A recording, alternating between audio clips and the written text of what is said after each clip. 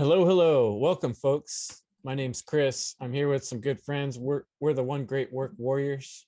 I'm here with Rick and Jerry, Derek, Brandon, and Jim. And we're going to have today a hard-hitting discussion about the subject of religion. This started because Rick was going through some long and difficult but important conversations with people on his radio show, and he was talking to us about his struggle of trying to talk with people that are like really into their religion and trying to find some kind of common ground when we're talking about natural law. And so we all started piping in, and then it got this whole conversation going. And so I'm going to pass it off to Brandon, and we're just going to get started by talking about what religion means. Thank you for that wonderful intro, Chris. And I want to thank all these wonderful individuals for joining this discussion. And first off, we are not trying to attack anybody. We're just trying to, help understand this crazy world and help understand truth. And I doubt anyone here is an atheist, so don't throw any labels on us. Which funny thing is, the first group of atheists were the Christians. That's what a lot of people don't understand, because the original definition of atheism were the ones who didn't believe in the Roman pantheon. Hell, Sol, Hell Invictus. So hell, I always like to kind of hell lay a foundation to get people to understand how where we are coming from. So when we are saying hell religion, we have to understand it from its etymology, its origin. And from my research, something I've talked about, many times, is the word religion has pretty much two connotations. You have its first connotation, which means to bind, to tie off, to hold back from growth. And I always take this etymology and apply it to reality. So most people understand all of the dangers and the problems that have come out of religion from its first connotation.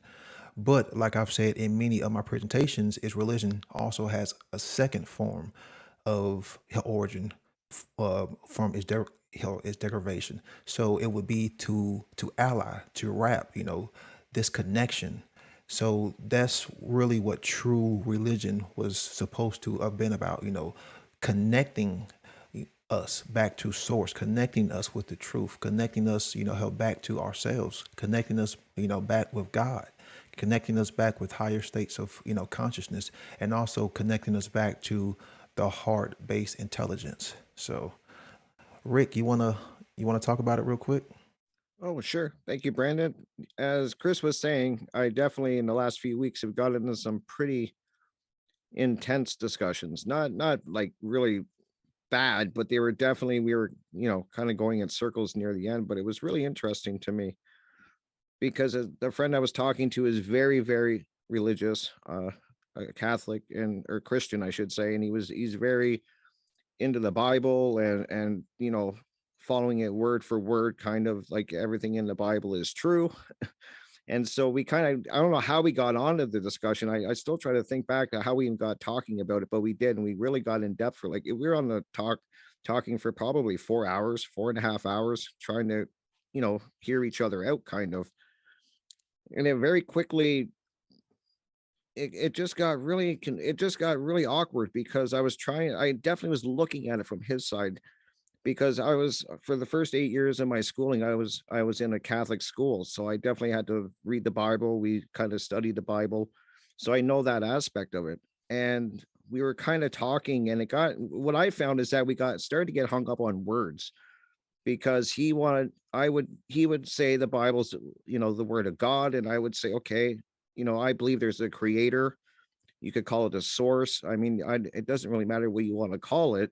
And he was really hung up on the words, like, so you mean God? And I'm like, no, if that's what you want to call him, that's fine by me. I'm not going to argue. And so it came down to, I had the ultimatum of believing that everything in the Bible was true, word for word, or it was all a lie. That was kind of where the argument kind of like not argument. I keep saying that. Sorry, the discussion kind of ended. Was that was kind of what the line in the sand that was drawn, and I was kind of hitting it from the side that I don't see it that way. Like I look at the stories in the Bible, I look at them as allegories and the teachings, and so I kind of see teachings of morality, I see principles, I see natural law in it. So I learning from the stories, but it was really hung up on the word. That's where at least this discussion went, was we were kind of getting hung up on the words God, if it's all true, if it's half true. So that's kind of where this conversation went. And it just got, we were just kind of found that we were going in circles. I kept trying to say we want this. It sounds like we want the same things, but we're just getting hung up on this. So that was kind of where it started and ended for us, was on these words. So if anyone wants to chime in. Hey guys, Rick, that's really interesting, and I'm sure you like held some decent space and patience for him and all that, and just like trying to reason with him and trying to find some common ground, like a lot of Right. us try to do. And yeah, it's like anyone growing up in life. I mean, I didn't really go to church. I wasn't religious just because my parents weren't feeling it, I guess, and they're not atheists or whatever. But yeah, just like kind of like being on that peripheral outside and just kind of curious as to like, wow, there's like all these churches and all these people devoting all this stuff, and like, mankind has built like umpteen billion edifices to praise whatever, their, religions, you know, their gods and all that stuff. But yeah. Yeah, Brandon, it's interesting because yeah, you just put out a presentation recently, and you were also visited the same day. We had a discussion with Leslie, actually, um, with some people who witnessed Jehovah and decided to knock on doors to, make sure everyone is trying to, adhere to that. And growing up, I've had friends where like one of my friend's mother, like she was a Jehovah's Witness, like a daughter of them or something like that, or she was like put into that cult, and like it seriously screwed her over. She had like severe like trauma and stuff. It took her years to like get over that stuff. So, and yeah, you can talk about the Catholic, all the whatever priests that raped how many boys or whatever. There's like all these things that you hear about and this and that. You're just like, well, okay, like what's the goal of all these religions? Like, what does it amount to in the end? Like, what's the totality of the evolution of man, under these, quote unquote unifying, things? It just seems like there's a good amount of dogma. There's like limited hangouts involved with that. Limited hangout is something that, there's like low ceilings of enlightenment or evolution. It ain't the bee's knees, or if you will. But with that said, there's always like some golden nuggets of truth and, aspects of natural law, cosmic law, morality, and all these things that are great to live by and embody. But at the same time, it's like, and I lived in France for 13 years, and there's a lot of Muslims over there. I've seen and witnessed, thousands of them acting out in civilization. I see a lot of them like being so adherent to the Quran and whatever. You see these people with the black dot on the forehead because they bang their heads, 5 times times five, per day, praying to the east every time. That's where Allah, blah blah blah. That's nothing against them. It's just an observation.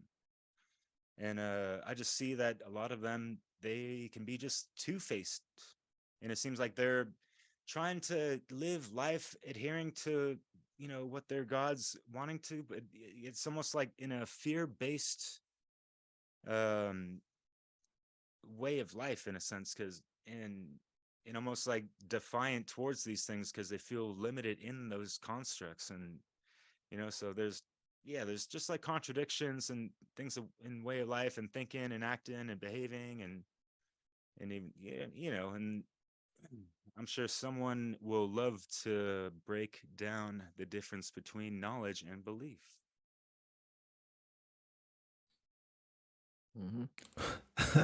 Well, I'll take that. I'll take that task. How when you look at the word "hell belief," it has the word "hell" lot into it, but belief is based on subjective hell, perception or interpretation. So we see, in today's day and age, you have a lot of people believing that they can be whatever they want, but that is not true. Hell, that is not, hell, based off facts. That's not based off knowledge. So hell, knowledge would be based off of, facts or, truth, something that has happened in her reality, that which is. So her belief is based off her perception, and perception is not reality. Perception is not truth. Perception is a way, or her belief is a way for us to take in her information. So we break down her reality, and we have to take in the information and discern it. So that's where beliefs can come into play. But we have to learn to align that which we believe or that which we perceive to that which is. And that's what people don't want to do. And that which is true.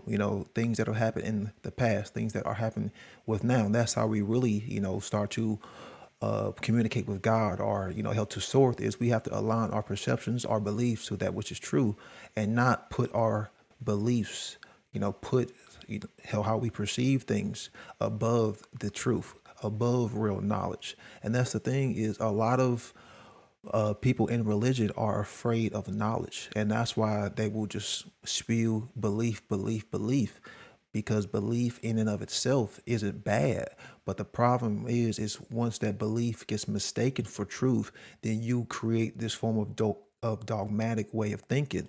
Then therefore you become attached to that which you think is true, when in reality it is false. Then in that hell attachment, that egoic hell attachment, you don't want to let go of those beliefs. So you start to protect, how those beliefs, you start to protect how the lie.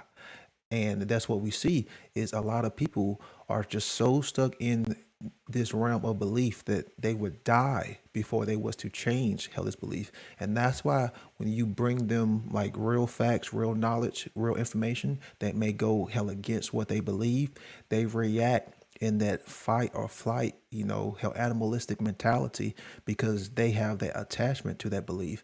Then therefore you were threatening their worldview, because our beliefs are going to shape who we are. They're going to shape our interactions with other people, and they're going to shape our worldviews. So if we have these beliefs that are inaccurate and are not true, then what is that going to say as far as how mapping how the world? It's going to shape our worldview. So we're going to have a distorted sense of not just ourselves, but a distorted sense of reality. And that's what we've seen, how with these belief structures. Jim, you want to jump in next and talk a little bit about what your experience with religion, or what does it mean? Sure. Thanks, Chris. Yeah, this is really cool to speak about, because I think about it a lot.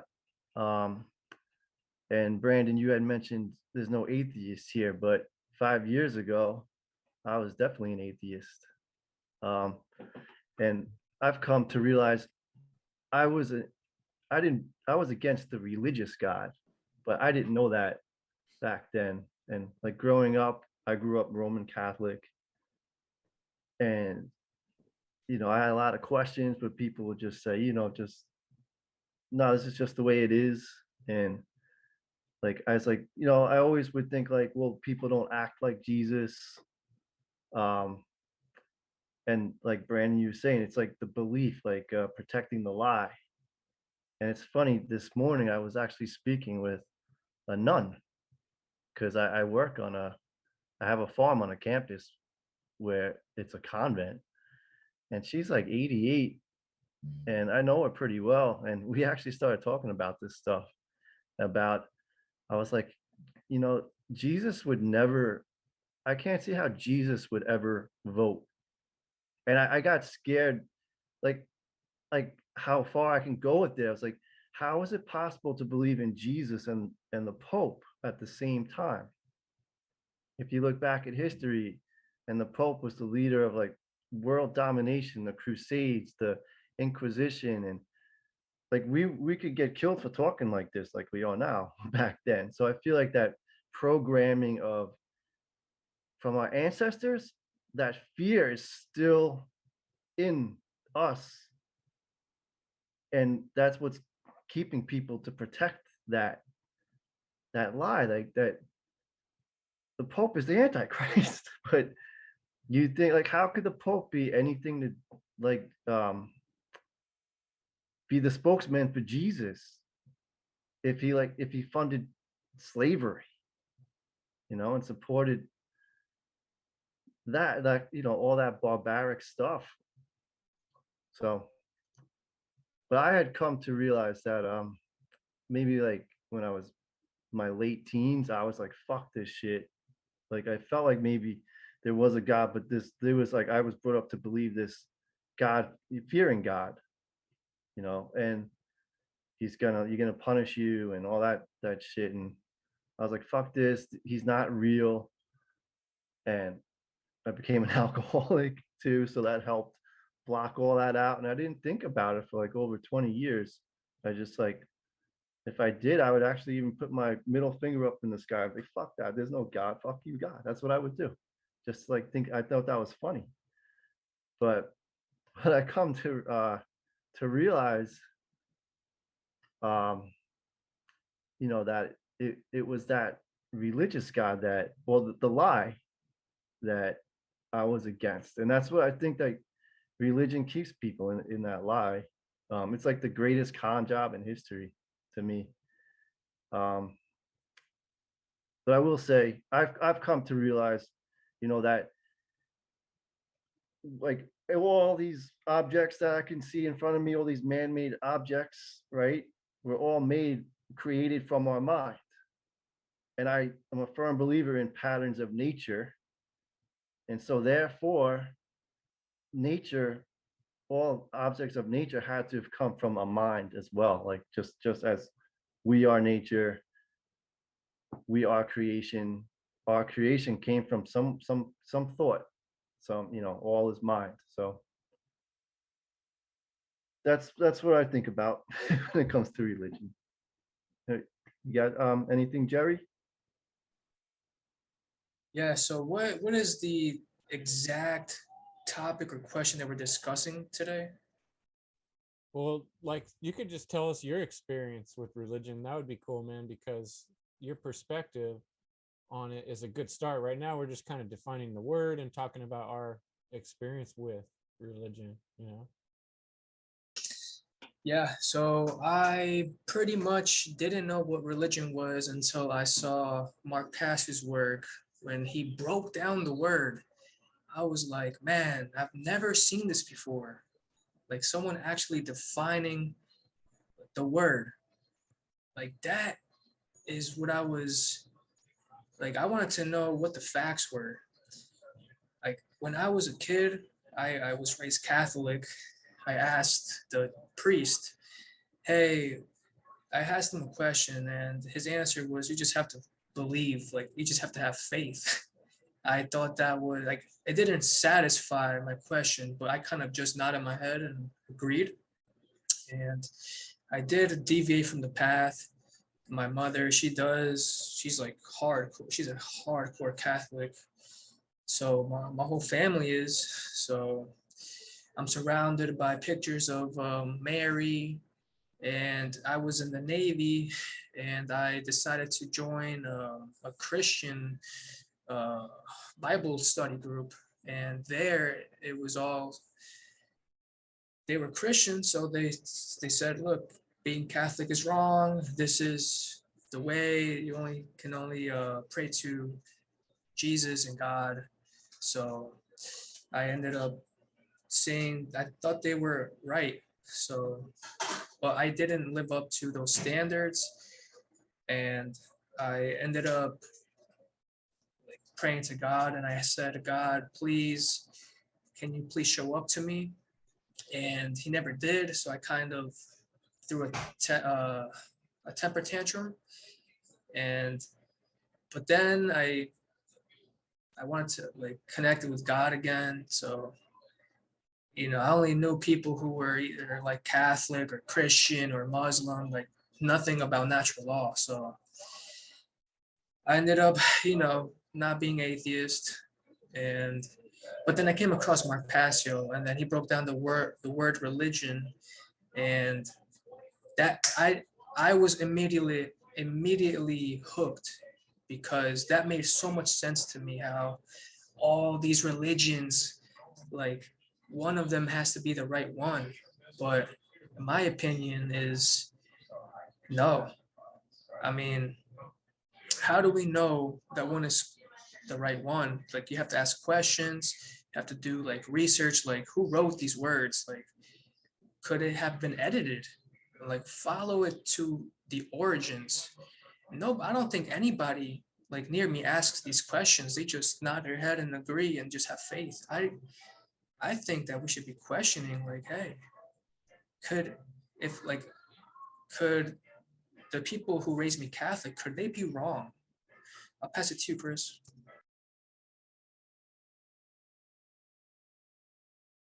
I think what you're talking about is doubt, and I was telling Rick about a little memory I was having of, I grew up in church. My dad was a preacher for a large part of my childhood. He led Sunday school class. We went to church every Sunday.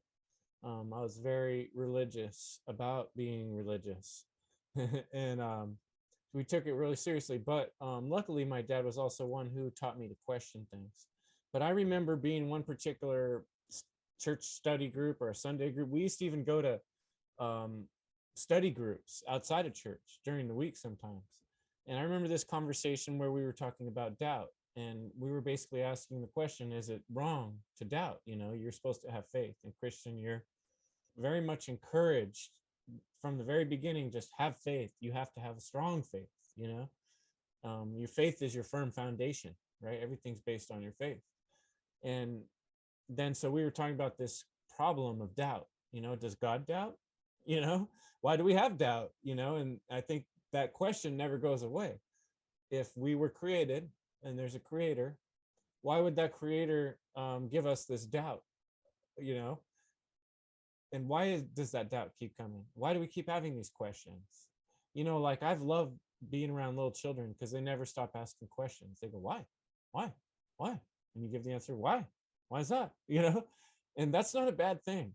In fact, when people start getting older and they stop doing that, that's when they start to calcify and get brittle, and they're able to get their brain to the point where they can't really look at all the options anymore and keep asking those questions. And I think there's something very inherent and real in being alive in this universe that forces you to ask questions, because there's mysteries. We're in a world of mysteries, and you stand on top of a mountaintop and you look out and it's like, wow, being on top of a mountain or looking at some of the amazing things in nature, there's no words. We try to come up with words. In fact, all of our words that we come up with, whether it's poetry or music, are inspired by nature because it's so amazing. And even though it's a normal thing that we've been born in our whole life, it still continues to amaze us and inspire us. There's something else going on here in this reality, and it's not just materialism. There's deeper realms. And so people find all these ways to relate to that reality, and they create all these different stories. And that's basically what I've come across is, I use the term storytelling, is that we have to be cautious about storytelling, because storytelling is good. It serves a purpose. It helps us, relate to someone else what we're trying to describe. A story can embellish a concept. It can I can share an idea to another person with a metaphor or a story. And that's what's wonderful about, for instance, the Bible or stories people tell in religions, is they can share these wonderful concepts or ideas that we can kind of like wrap our brain around, right? Talk about to bind. You wrap your brain around something because it has certain attraction, right? But what's crazy is that all through history, people have been murdering each other and killing each other by the hundreds of thousands. And you think, how do rulers do that? How do people, you're a king, you want to get all the men in your kingdom, right, to go attack these people in another country so you can get all their resources. How are you going to convince them to do it, right? Well, all the rulers in history have come up with the best possible ways they can and tried them out. And that's what we've seen, is lots of destruction, because people get really good at convincing other people to do stuff that they otherwise wouldn't do, And what does it take to get someone to risk their life? You have to tell them a pretty fantastic story to convince somebody to risk their life, or risk the life of their family, or leave their family to go possibly die. Why are you going to do that? unless someone tells you a really good story. And usually the stories go something like this. Um, when you die, really bad stuff's going to happen. There's going to be hell. You're going to have hell to pay. So you better do what's right. And I know what's right because God told me. Okay, and that's one of the ways the story goes. Here's another way the story goes. Oh, there's a bunch of bad, evil people. They're going to come kill us. So we got to go kill them first. And but that's not quite as inspiring as God told me that we're the heavenly inspired ones that he chose, and we're supposed to go kill them because God said it's okay. Like if you had that information, if you knew God told you it was cool, you could just go kill people and take their stuff, then why not, right? If that's the way the story goes. So like whenever we allow ourselves to believe stories, we have to like consider all through history this has been done over and over in every possible way, in every way it can be done. So how many stories have been told, how many stories have been written down, and how many of those stories have been used to convince people to do things that they otherwise wouldn't do? So just a real simplistic view of history and religion and rulers, and why it's a dangerous thing to believe anybody's story without being able to actually verify it. I'll pass it back to Brandon. Yeah, I'm over here licking my lips because we got to elevate this conversation because a lot of people don't understand because you're talking about how not asking questions and um, there is another group that doesn't want you asking questions and hell is cults. And you're talking about how storytelling and pretty much myth. Well, every religion came from the ancient cults, and I've talked about how cult, how ideology and cult, how indoctrination, and these religions use this these same cult like techniques. How they'll isolate you from loved ones, they'll isolate you from friends. For with a Bible study or hey, come down to the church. Hell, just come to talk.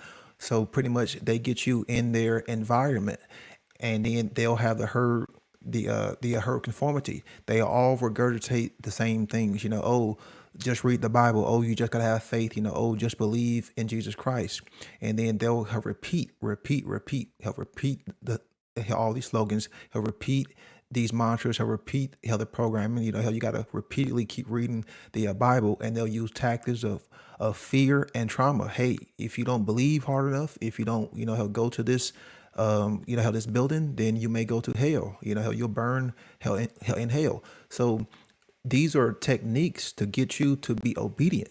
How to get you to fall hell in line. And what I mean by how the ancient cults of the world is the astro theological cults. Because if you look at majority of these sun saviors or these solar saviors are in these hero myths, then a lot of them were based on hell the sun. And I have a few of them hell right here. And a lot of these were father sky gods, sun gods, or like the head god or the savior god. You had Enki or Ea of the Sumerian culture. You had Marduk. You had Baal. You had Brahman of the Vedic culture. You had Jupiter. Which was Zeus. Before that, you had Uranus. Then you had Tian in certain traditions. Then you had Anu, was what the sky god in Samaria. You had Horus, who was the sun god in Egypt. You had Odin, you had Osiris, you had Zeus Pator, where we get the word Peter from. Then you had Sol Invictus of the Roman dynasty. Then you had Helios, which was another sun savior, of the Greek / Roman dynasty. You had Elagabus, which was a sun title that was given to the rulers of Rome. And of course, you had Mithra of the Persian, dynasty, who was the Christ before Jesus Christ, which people don't, know about. He was the sun savior. Then you had Jupiter Sabazios. If people are familiar with Jesus, doing this, hand gesture, that's actually a Roman, older symbol that was represented by Sabazios. Then you had Atum in the Egyptian. He was represented in the sun when it was setting, and then Atum pretty much turned into Khepera, which was in like the earlier dynasties before Horus. Then you had Amun Ra, which was another sun savior. Then you had Jove, which we all know Jove is talked about hell, in the Bible. You had hell Dionysus, which he was uh, in one of the main cults, of the of the ancient world. And then you have Isus in the Gaelic traditions. Then you had Tien or Tien, he was in the I want to say the Etruscan tradition. And then you had Adonai. We all know about Jehovah. We all know about El. We all know about Allah. We all know about Apollo. You had Saturnus, Kronos, Tammuz, and my favorite, Lu, of the Gaelic traditions. So all of these were considered to be sun saviors. These were supposed to be the ones that was gonna, help save humanity. When in actuality, when you have to rewind it back to the way the ancient man, lived, it was all about planting crops. It was all about, understanding that natural cycle of the sun, the rising and setting of the sun, because in the daytime it was equated with life. Springtime was life, and in darkness, how nighttime, or in the season of death, how winter, it was equated with death. Because if you didn't have your crops, if you didn't have all of your goods, if you didn't have all of the things that you needed, how when it came time to hell to hunker down, when it got cold, then a lot of people, didn't make it. So these stories were used as a representation of nature. And the sun was always considered to be the savior for mankind, because at nighttime,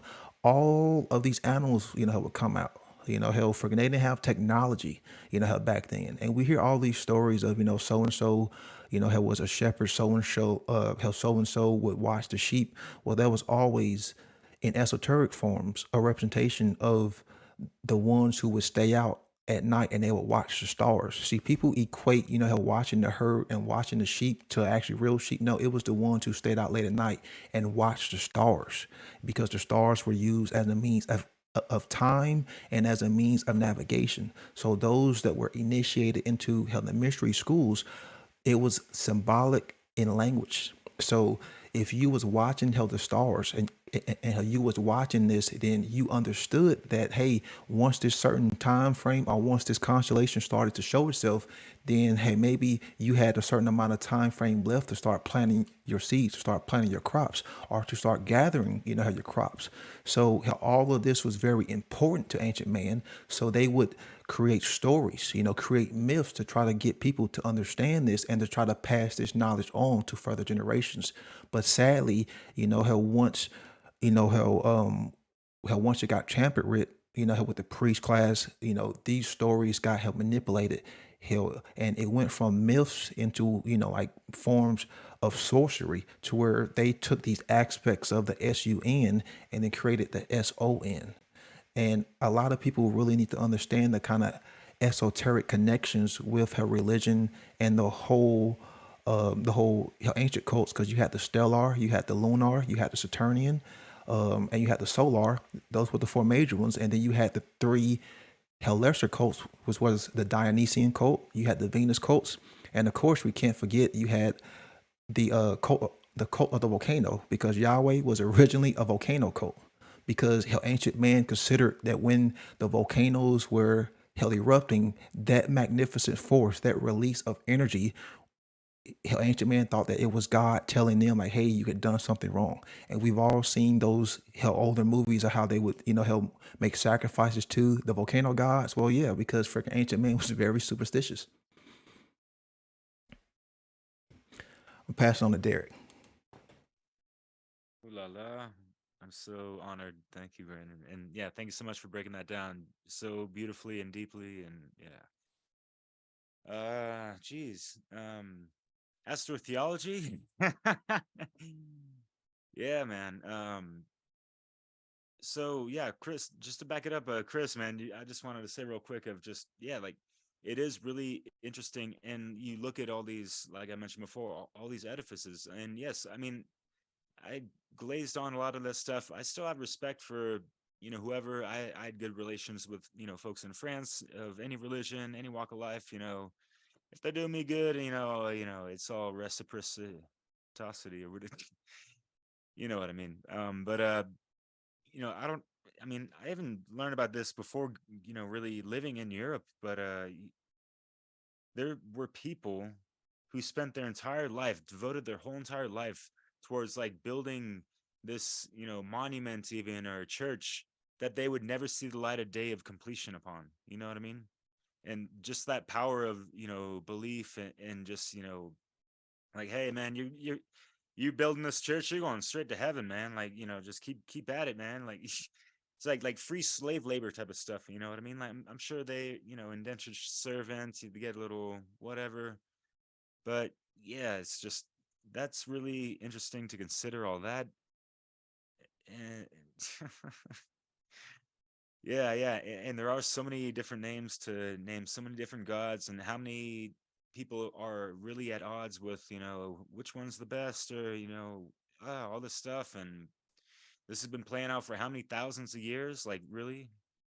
Like, I'm trying to wedge all these divides, and just, what are people doing with their entire lives actually with all that? Like, what is there to gain with these arguments? And like, yeah, and Jim, you brought up a great point, and this needs to be, emphasized again, of just like the generational trauma from how many generations back of, yeah, all this fear-based, trauma-based mind control of all these things going on within any kind of religious sect, or all this stuff. And yeah, there was ritualistic abuse and all these other things, and family. And yeah, Brandon, you mentioned people getting sacrificed. That was someone's mother, daughter, sister, brother, lover, father, mother. You know what I mean? So like, people died because of what? you know and I thought Jesus pulled the switch out on people trying to, practice these organized bullshit dogmatic religions, as well as the financial, district. That's, just another mind control manipulation. And yes, the false dogmatic belief system of authority, which is government, or government, and all this stuff. You got the V and the B with the Latin, as Brandon was talking about before, and he mentioned in his presentation, which I didn't mention before. The title of it is "Why Natural Law is Not a Religion." And to add on to that title, which is brilliant, like, natural law is that one ultimate unifying, like the law of one type of thing, that we can all find that common ground towards. And if anyone in any religion could kind of just like glean off of like what their religion hints towards, and kind of siphon off all the other minutia that's not really serving them or their communities all that well, that'd be great. You know what I mean? So yeah, not to go on on that. So yeah, on to the next. Thank you. And yeah, I think thanks Chris for it's having good us to on, brother man. yeah. Thanks, Derek, for sharing that. And it got me thinking that, one good thing we were kind of defining what the word means. Religion can mean to bind. It can mean to bind in connection. It can mean to begin again. It can mean to start over, basically. So I've kind of seen this. One way I like to look at that is, a lot of words have two connotations, a negative and a positive. And the positive way to look about religion is from something I'm working on personally, which is what I call self-discipline. And I see that as my inner religion. And I think each person needs to work on their inner religion. So how do you bind yourself? What do you bind yourself to? What things do you not do? Is usually more what our personal inner religion is about, is making decisions what we don't do, you know? And so I think that it's pretty important to recognize that having an inner religion is a good thing. But I think we're all in agreement here on this other term that we see tossed around in the world, having an external religion, in terms of like what I was saying, rulers telling other people, here's what God is, and here's how you should relate to God. Or somebody giving you some type of manual or paperwork or book telling you what your relationship with your divine connection should be and how it should work. That seems to infringe upon our personal choice of how we want to relate to our creator, right? So based on that idea, I'll hand it off to Rick. What comes to mind, Rick? I agree, Chris. Because when I think of religion, I think that it's supposed to bring people together. That's what I was taught, that it brought people together. And what do you see around the world is that religion is doing anything but that. Organized religion. It's not, from what I see, bringing people together. If anything, it's making a divide even greater. And I totally agree that, because just let me explain. I remember when I went, like I was saying earlier, I went to Catholic school, and then when I got out of Catholic school, I definitely strayed away from religion totally. I just was not happy with it. And then I remember when I first got sick with what I have, I remember that was probably one of the lowest points in my life, like that I can remember. I was pretty much as about as depressed as you can get. And I remember for some reason wanting to go to a church. And I remember asking my mom, you have to bring me to a church. And kept saying that. And so finally I get a ride to the church, and I go in, and the lady's at the front desk, and she's like, there's nobody here, like, except me, but you're welcome to go in and, pray, do whatever you want. And so I went in, and I just remember kind of falling into the pew, and I was at such a low point, thinking about all the stuff that I've read, that I learned, and just really questioning things. And for some reason, something kept going into my head that the answers are in me. It's hard to say that. I'm just thinking that that's what I kept saying to myself, that the answers I'm seeking are in me. They're not in a book. They're not in somebody telling me on a standing up on a podium telling me. I had to go in really deep inside myself. And I remember that's what I drew from that experience. I remember leaving there in a totally different, starting on a different outcome. And it wasn't overnight. I didn't leave there and all of a sudden I kind of even strayed away after that point. But I still remember that lingering, the answers are inside of me. And I've always remembered that point, because I kind of, I kind of look at the nature as my church, like the outside is my church, and inside of me is my church. And that's kind of what I think you guys were kind of touching on. I'm sorry, I'm kind of rambling, but I'm hoping that makes sense. But I just remember that was such a strong moment in my life, is that I remember you have to go inward is where these Yeah. answers are. And I think a lot of people look outside for answers. They're always looking at a figure. They're looking at somebody, a book, whatever it is, and never really turning in. And that was such a powerful moment for me. And I still reading stuff in the Bible, I still can learn from that. I'm not saying that I don't look at stuff like that and not learn. I definitely do, but it just gives me a different look. If you guys kind of know what I'm explaining. So sorry, I didn't mean to ramble. Now you're good. No, that was great, Rick. Awesome. How about you, Jim? Yeah, that's pretty amazing that you bring that up, Rick, because I had a very similar experience where I was down. It was when the very like the first few weeks when I was trying to stop drinking, and I was on my first farm and struggling to make this new business,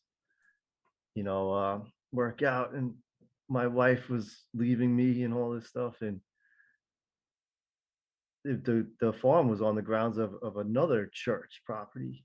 And I was a meditate I am a meditator. And back then I decided I was really just fucked up and down. I decided I'm gonna go in the church in the daytime, and I was the only one in there.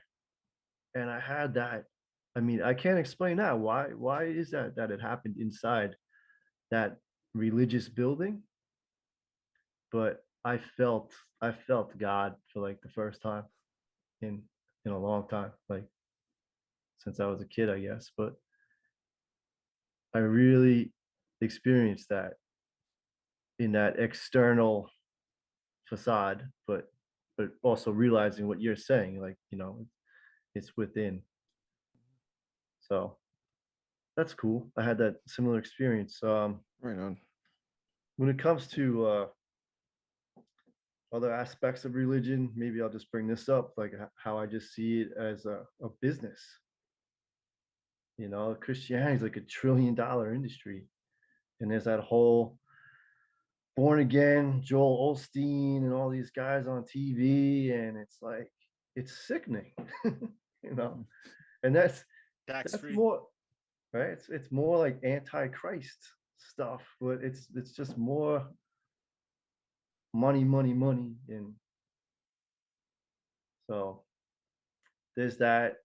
And my favorite question, which I brought up earlier, would Jesus Christ vote? Would Jesus Christ vote if he was here today? Would he vote for the president of the United States? What do you think, Jerry? Hell nah.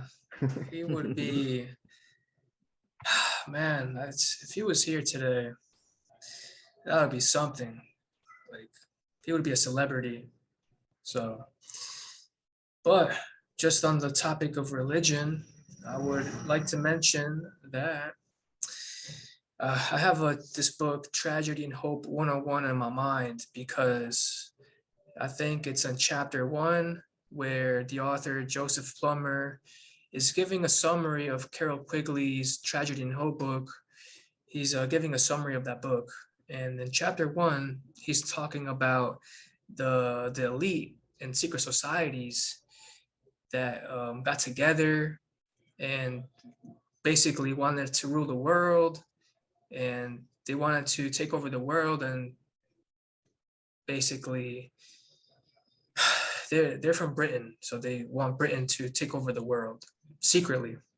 So I remember reading, and they were saying that they were going to make businesses, or if they could get away with it by saying, look, we're doing this in the name of God, then they would do it.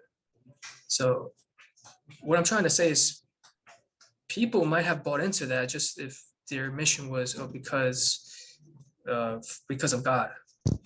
So I thought that was huge. Like, man, like how much power that has. Like, I don't know. I saw this recent show, and it was a Netflix show with my dad. It's the Ozark. It's called Ozark, and this guy walked into this store, and he's crazy though because there was a shooter in the store, so he was robbing the cashier, and the guy before he walked in, he knew there was a shooting going on, but he walked in anyways, and then he got shot, and then he said, "Oh, because of God," and he became a hardcore Christian. But the whole point of this is that, like, I don't think it was Jesus that saved him. I think it was like luck. But yeah, it's a lot going on in my mind right now. But I just wanted to get those thoughts out. So pass it to you, Chris. Right on. Yeah. Thanks, Jerry. Yeah. And you know what's complicated too for the modern person looking at this word religion or the idea is that it's so convoluted. There's so many different I mean, if you think about it, we're at the point in history when everything has happened leading up to now. So that's a lot of cumulative storytelling that's going on, and a lot of cumulative dynasties and generational power situations, you know. And so we have a lot to look back at and compare with, right? And like what I was pointing out, in so many of these situations, we see people in positions of power always abuse that power. And there's indoctrination going on where from being children, we're trained to believe in this idea of authority. And that's something that we believe in like a religion. And we don't even realize that that's a religion, but we hold ourselves to following rules that we don't even need to follow. For instance, most laws, there's no one around there every time you come to a stop sign to make sure that you actually stop before you keep going again. Most of the rules we follow in life are things that we do to ourselves, self-governance, right? And we're so used to having someone to look up to and someone to ask for what's right. Is it okay if I do this? Mother, may I, right? Remember that game? We used to play this game when I was a kid called Mother, May I, right? Where you would have to ask permission to take a step forward. We're so used to this, and it's so built into our thinking patterns and the paradigms and structures of our institutions of our world that we're very mind controlled. And we don't realize that, you know, when we're talking about religion here, we're really not just talking about Catholicism or Hinduism. We're actually talking about things like government and the very idea of authority, which in itself is a religion. Money is a religion in the modern way money's used, because we're believing in something that doesn't even really exist, and we're bound to it. It owns us, it owns our decisions, right? So there's a lot of types of religion. And then the newest religion of the new world occultists, um, the new world order occultists, the dark sorcerers of the world, is the religion of um of health. Right now they own your health, right? This religion of sickness and disease, of science has become the new religion, I guess you could say. And so I thought I'd just kind of change up the conversation with that a little bit. Let's look at the different types of religion and Scientism. how we use that word. Yeah, you brought up some good points because Rick talked about how he was asking questions, and he started to help go within himself. Her religious thought, all forms of her religious thought are based on external authority, and religious thought is what has given us the religion of statism. Because as Chris pointed out, you got people who are going out and voting. They are giving up their power to representatives, to represent them in the now. So I'm about to do my best Leslie Powers, and we have to learn to find our locus of control, because most people who are in religion, they find their locus of control externally, and they'll say, hey, I can't create any change. I'm powerless. I'm a bad person. What can I do? But in actuality, if you started to go within yourself, then you can start to see like, hey, you have all the power. It's just you believe, that it's external towards you, when in reality, it's you are the power. So people have to change their mindsets, because as long as we continue to think that there is this external power, and I'm not saying, like, don't think that there are higher states of consciousness or God. Hell, what I'm saying is once you start to give your willpower, your energy, your free will, your ability to think, to discern, your creativity over to another person, and even over to a savior figure, a deity, then you kind of will shirk personal responsibility. You will shirk personal accountability. And that's what we see in a lot of religious thought, is they think that they are not responsible because so and so came here to die for their sins, or because they read the Bible and they read it more than you, then they're going to go to some utopia after life, and they are ignoring the present day now, and they are also separating the physical from the spiritual, and not understanding that they are both one and the same. So they're putting more emphasis on the spiritual and forgetting the physical, the present day now, the present. So then therefore, when it comes to taking personal responsibility for the actions, how they just say, what's the point? That's why we have Jesus, that's why we have Horus, that's why we have Yahweh, to be held responsible for me, because I don't want to think for myself, when the whole point of all of these allegoric teachers was to get you to think for yourself. Because I've heard people say, oh, why are you rebelling? Christ wasn't rebelling. And I'm like, what story did you read? Like he was rebelling, like freaking, that was the whole point. He wasn't going along with the Roman authorities, so if you are, calling yourself this label, then you should be standing out and using your voice and walking alongside of Christ, and not just, throwing up these idols. Because if you look at what the etymology of the word of idol, it is a graven image or a symbol or an image of anything that is considered to be spiritual. So you have all of these people who are walking around with crosses, all of these pictures of Christ or God, or whatever, her religion.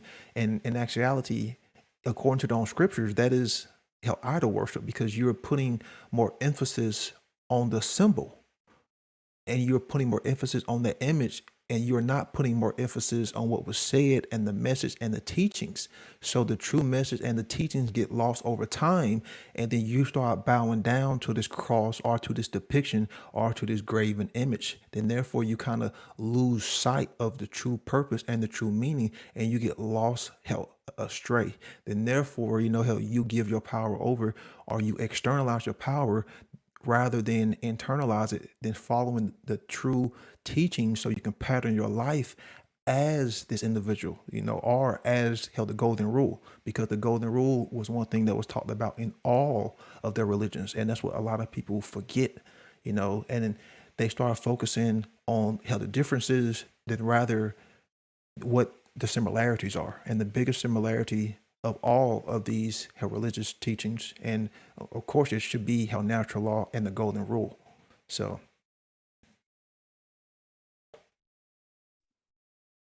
Have anyone ever felt double crossed by their own religion? Because there's a lot of symbolism behind that. Double cross, like, yeah, a line with two sticks in the middle. It's like really so basic sometimes. And like, yeah, Jordan Maxwell comes to mind, rest in peace. Oh, yeah, Brandon, by the way. I saw your t shirt. Yeah, buddy.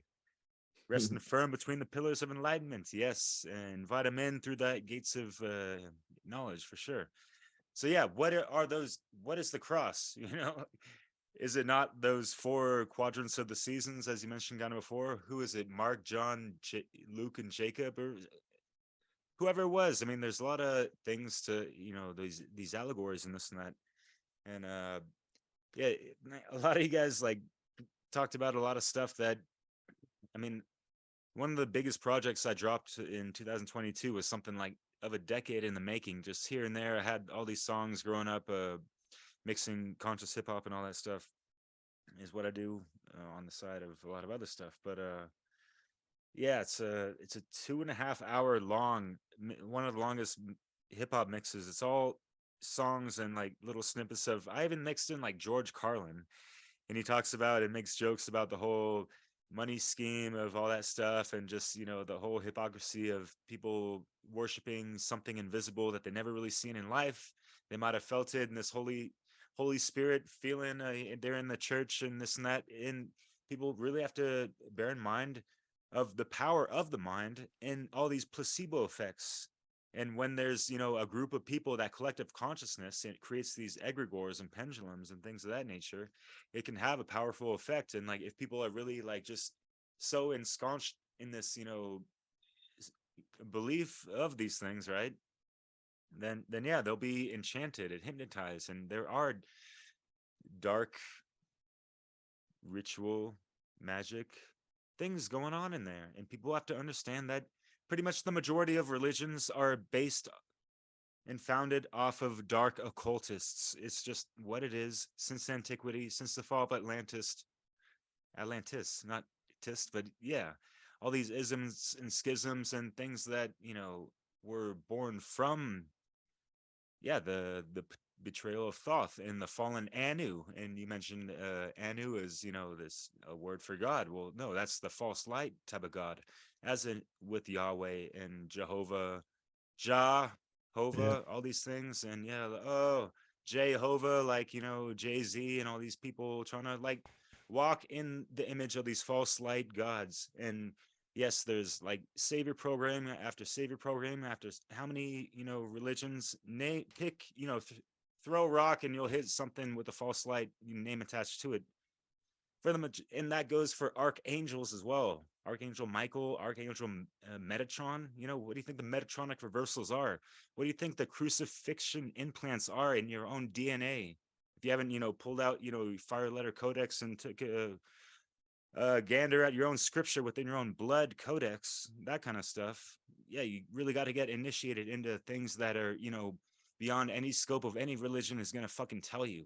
And this goes back to like even before Gnosticism and things of that nature. But yes, they do hinge on these things as far as what the Kabbalion teaches, and written by 3 initiates.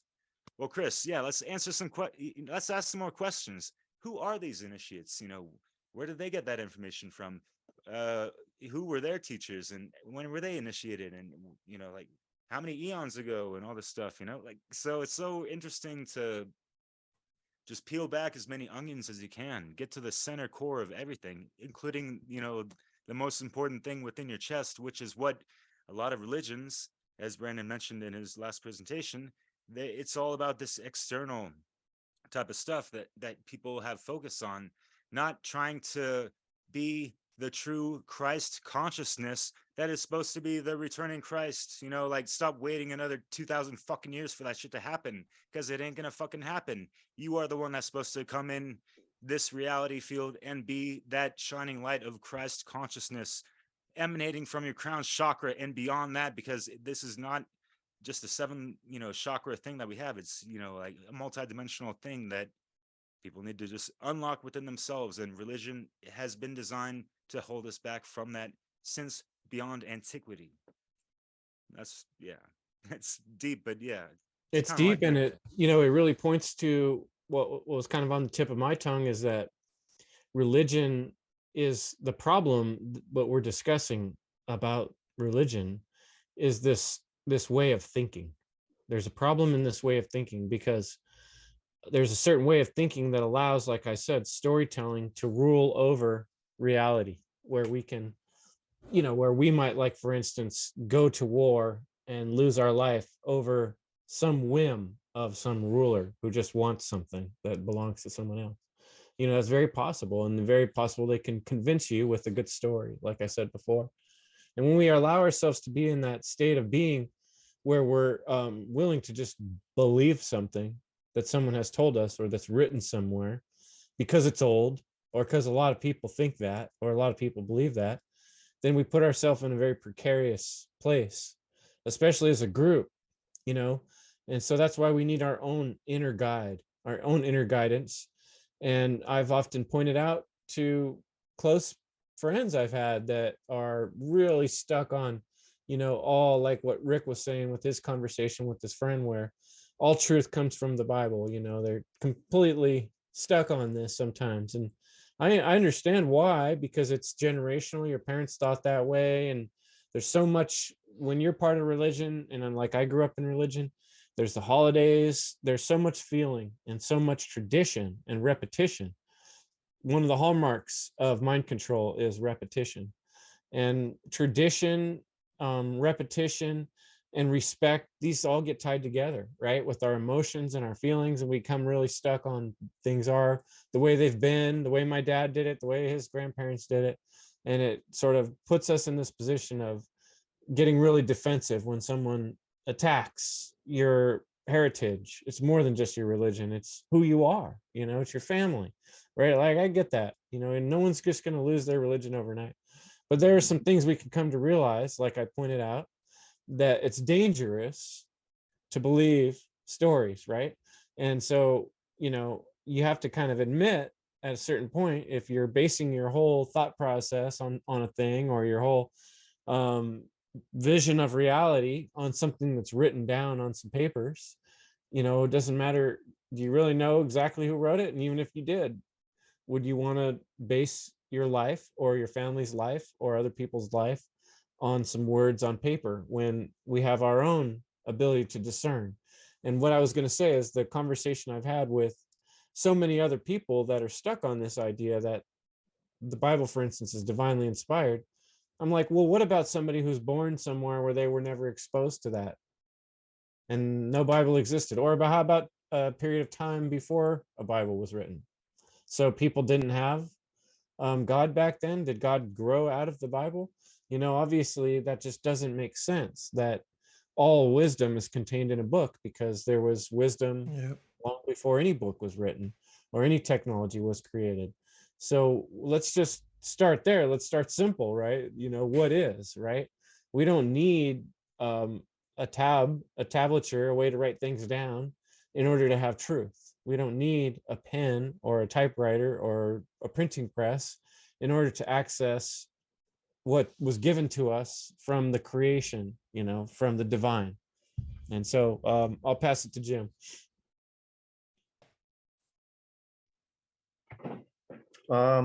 Yeah, I mean, I just keep going back to what you guys are saying about just thinking, how the whole religion is like a psyop. Um, like people believing that Jesus died for you or he's coming to save us. That's to get people to stand down, right? To not take action. I feel like that was a big part of. I know. I guess I'm just repeating a lot of what we've said earlier, but that's what I get mostly from religion. It's meant to keep people from, well, to bind them, right? Or that's what we're saying, to keep people from taking action. At least that's what I get. I mean, and you talk about the cults. Earlier this summer that there was this woman came up to me in the parking lot with this newspaper, some international religion, and they're like hardcore believe in the second coming of Christ, you know. And I started asking her my questions, like, would Jesus Christ vote, and I scared the shit out of her. Like she went into that flight or fright, and like she passed me on to like this other woman in the parking lot. But like Pete, there's really, there's a lot of that, where people just believe that it's the I've heard it called the psyop, and you know what I mean? So Yeah. A that's psychological operation, yeah. you might say. Yeah. Just to clarify for anyone who doesn't know, but yeah. So I think thank you for that. um I think the most important thing is to think, and they don't want us to think. Yep. And think clearly and intelligently, use your coherence, like John Trudell. I love that man, rest in peace as well.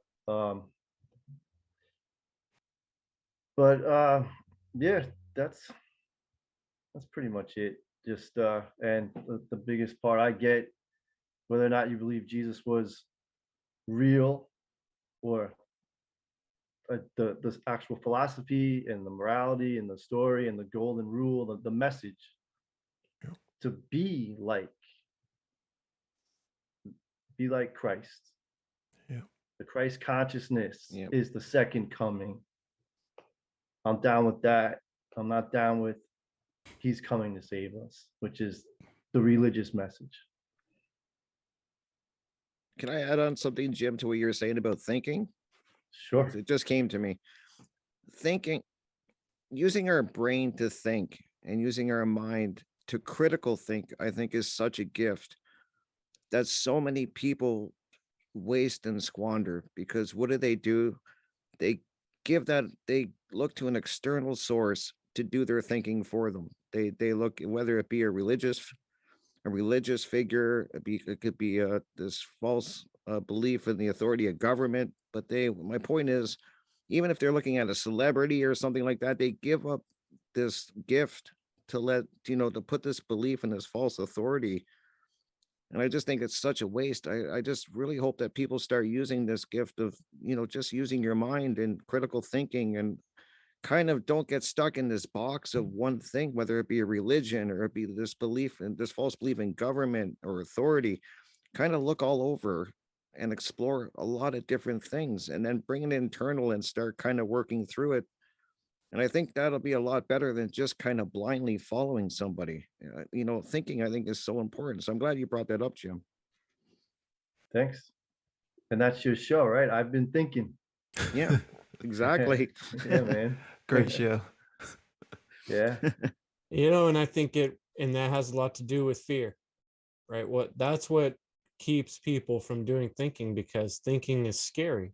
Yep. If you think and ask too many questions, that might topple some of your beliefs. That might make you reframe the walls of your paradigm, and that can be pretty scary. It's like an earthquake, right? The ground's shifting underneath you. And I think people use religion as a way to prop themselves up, for things that they feel nervous or scared about. If there's some external authority that can tell them the answers and that can guide them safely. Well, if you do this, everything will be okay. And if you believe that there's this God that's watching you at every moment and always there to protect you, well, that makes life a lot easier. You can just do, you can go along, you don't have to worry quite so much. And so on the, I guess the other side of that is the more puritanic style of religions where you think everything you're doing is wrong and you're constantly hating on yourself and guilting yourself and you can barely do anything. But that has the dangers as well. Whereas if, like what you guys are talking about, is we go inside and we ask ourselves, well, what feels right inside? What can I combine my intelligence and my logic and find some kind of happy medium and talk to other people and see what actually makes sense in the actual scenario, rather than having some external rule to guide me in the right direction at all times, or have some book I have to go look at and thumb through a bunch of pages to find the exact right, thing. Where, I'm not saying books, verses, these are all great things to find inspiration and to find, I love the parables of Jesus. In fact, I'm going through them as we're talking, trying to find an appropriate parable, because in fact, the parables of Jesus in the Bible have so much depth of, you can apply them to so many things. Allegoric, like an allegory or in metaphor, you can apply them to many situations in life, and you can learn so much from them. And you can look at these different religions and learn from so much from them. The ones I'm most concerned with, honestly, now that we're talking about it, are the religion of government, the religion of authority, and the religion of money. Like, even people that call themselves religious people, I know they're not really pure, because they're all making what I call money-based decisions. Every church I've ever been in, and I've been in a lot of churches, that they're all making money-based decisions, not principle-based decisions. It's money over principles, because they're willing to make a lot of sacrifices to live in this world we live in, and just sort of say, well, things are what they are, we can't change certain things. But if you truly believed in the principles of what you believed in, you wouldn't put up with certain things, and you would know one thing's bigger than the other. And that, if you're making a decision from the point of view of what works out the best financially for us as a church, and to keep this building here, and to keep this structure going and the power on, well, we're gonna have to pay our taxes.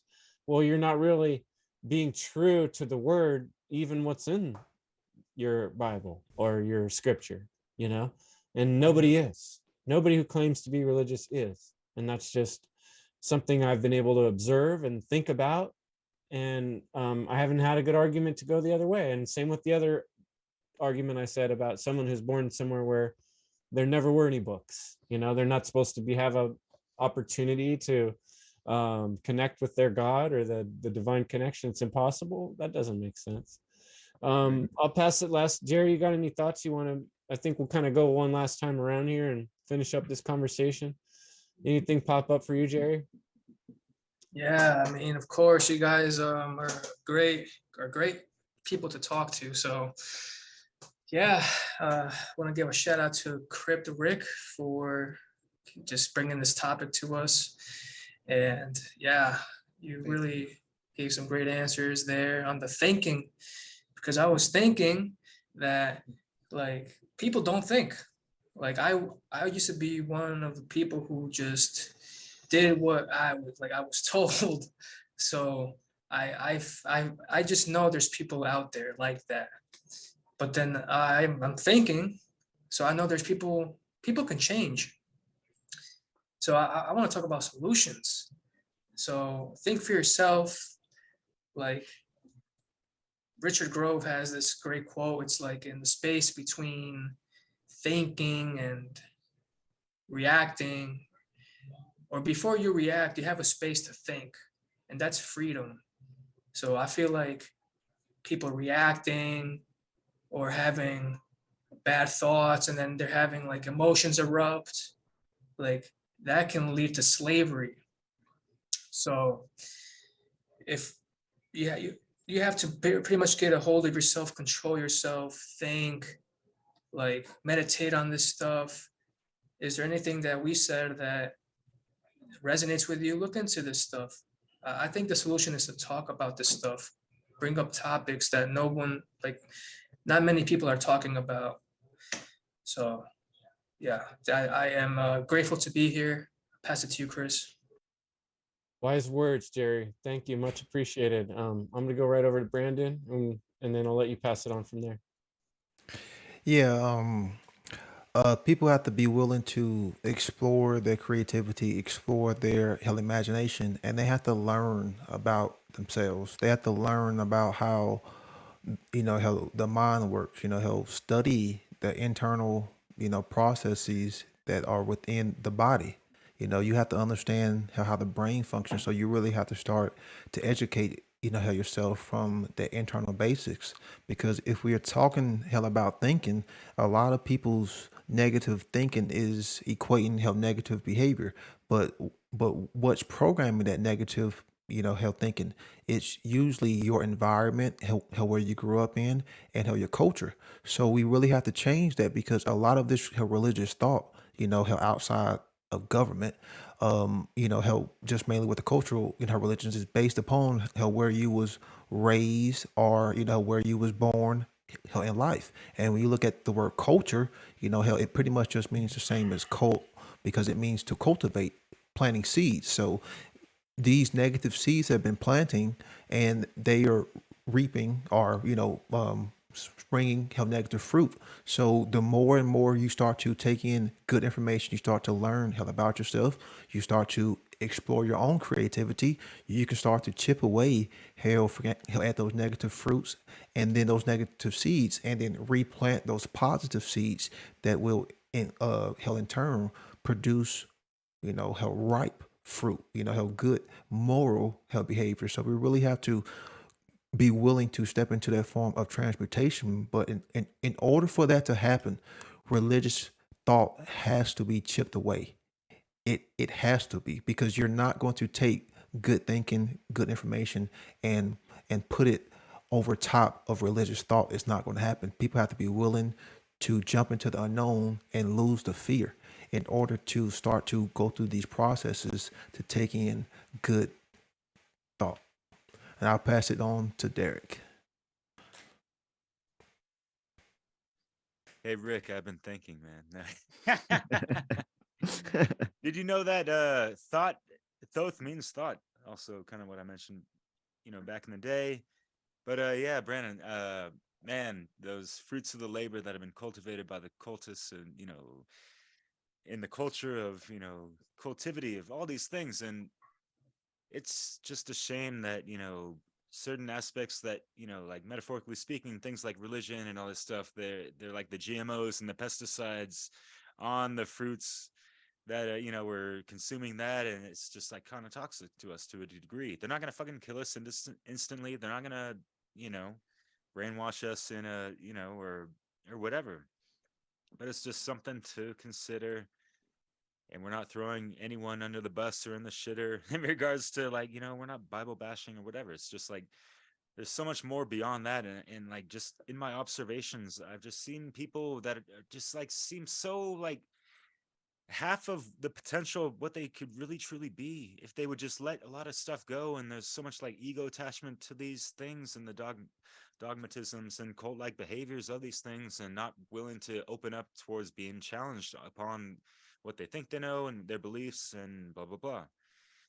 And yeah, like, we're focusing more on like Christianity and all this stuff, but I mean, like, I've been to Israel. I drove around to from Tel Aviv to, like, all the way to like the Dead Sea and a couple other places with my ex-wife and some other friends and this and that. And like, yeah, like anywhere. And I've been in like Vietnam and Thailand, and it's more Buddhist over there, even though they got like the Muslim influence, and like there's like a clusterfuck of all this stuff going on. And it's not just the religious aspects that are driving people's behaviors in a not the best way. It's also just, it's the unholy trinity, right? What Jesus was against, like people drunk off of Jesus juice that was, toxified by the wrong, teachings of what he's about and all that stuff, allegorically speaking, whether it was real or whatever.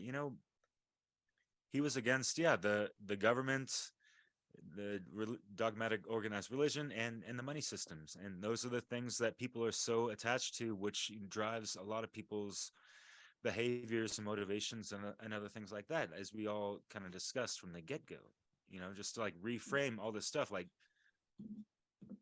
these are all forms of religion, and we have to just like break away from this a little bit. Unfortunately, we're all subjected to it, and we all got to live underneath, all these banksters and wanksters and motherfucking pranksters.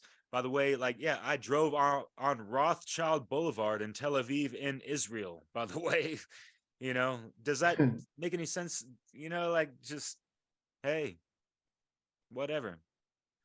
But yeah, hey, Yeah. Rothschild and Rockefeller, y'all been better in America, and they're everywhere anyways. But no, we're better off rather without them. But yeah, not to ramble on and a lot of stuff. Chris and everyone, Jim, Jerry, Rick, Brandon, thank you so much for tonight. Happy New Year, by the way, or Happy True Year. True Yeah, like, we year. have to celebrate, like we're getting scratched by Satan's claws, on the 25th, just because of what, just to represent their astrotheological reasons for that, symbology and this and that, when a new year should start more towards springing forward into new life around a certain time where we march into the new year towards April. Aries, that's kind of like the first, you know, Hey, oh yeah, the way I see, aren't we you could one, take Brandon? Yeah. almost, Anyways, we could take any opportunity to begin again, right? And yeah, that's That's what sure. this true. is. This is an Yep. opportunity, because Yep. we have this tradition and this repetition in our society. I try to take that as a positive thing. This is an opportunity for me, just by tradition, to look at myself and look at how this year's gone. Yeah, I know it's Gregorian year, but whatever, this is the slavery I grew up in. Now that I can see it for what it is, it doesn't bother me, and I'm okay with this cycle, because this is the time of year that a lot of people are doing that. So I do that too. I make some goals. I think about things Yep. I can do. And I think, really, for someone listening, what I want you to take away from this discussion is what I keep hearing each of these wonderful gentlemen saying, is that the power is within you, and that this is your castle. This is your kingdom. Your inner sanctum is your inside of your mind and your guts, your other mind, right?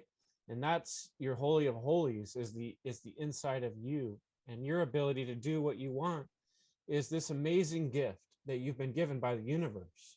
And your body is like a divine conduit for universal expression of reality, to create things, to make things. Okay. I got a little thing I did take out of the Bible, is about a parable that said, the kingdom of heaven is like a mustard seed, which a man took and planted in his field. Though it is the smallest of all your seeds, yet when it grows, it's the largest of garden plants and becomes a tree, so that the birds of the air come and perch in its branches. So does that mean you should go out and plant a mustard seed? Yeah, hell yeah, go plant a mustard seed. But no, it also means a lot more. It means that each of us is like that tiny mustard seed. Even though we seem small, like one grain of sand on a whole beach, we have the potential and the opportunity to do anything, to bloom into the biggest tree, and to affect people in the most awesome way, and to make the biggest difference in the world, and to enjoy freedom and explore freedom. And you have that freedom. It was given to you by the universe. And all the time in history leading up to this moment never afforded you the opportunity to look at this much information that's out there. It's all out there for you to look at and understand and think about. Why give up so quick and just decide on something that someone else told you? Don't be a fool. Think deeper and take this opportunity. Seize the day. That's where I go with it. Anybody else want to close up? No, I'll just say I'm grateful as always. Thank you guys. It's really cool to talk about this stuff, and just leave off with that. Yeah, just think.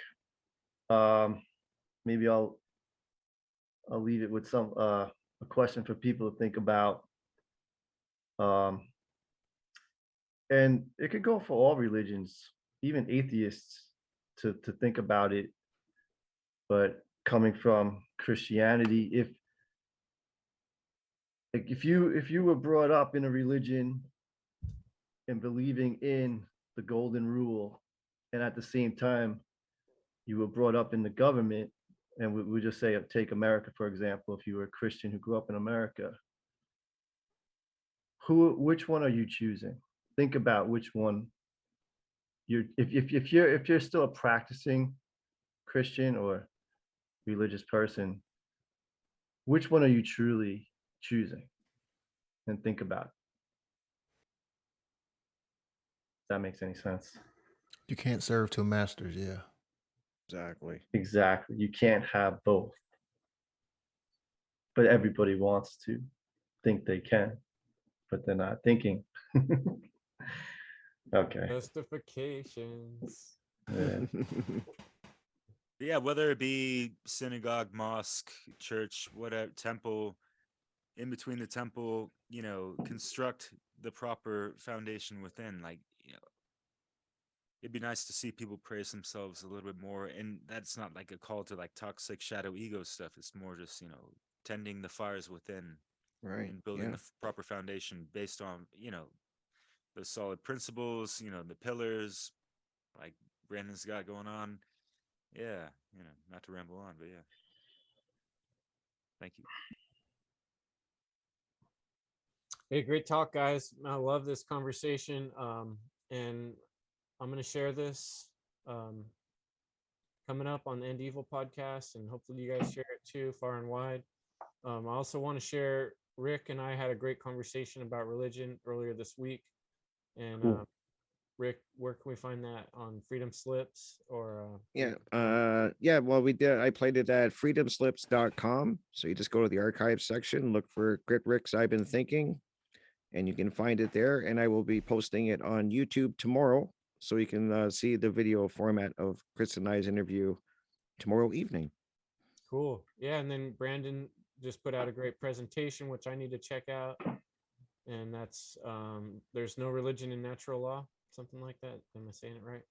But One Great Work Network, right? Yeah, I'm it's really close, good. right? I finished watching it today.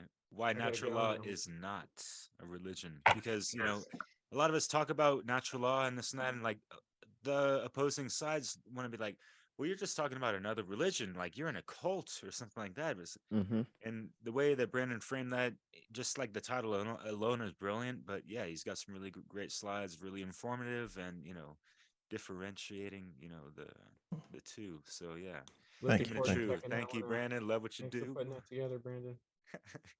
Thank Yeah, you. and then Derek got a lot of good work coming out all the time. And Dissolving the Divide, Leslie Powers. Looking forward to keep on watching those series. And Yeah. Check those videos out. Yeah.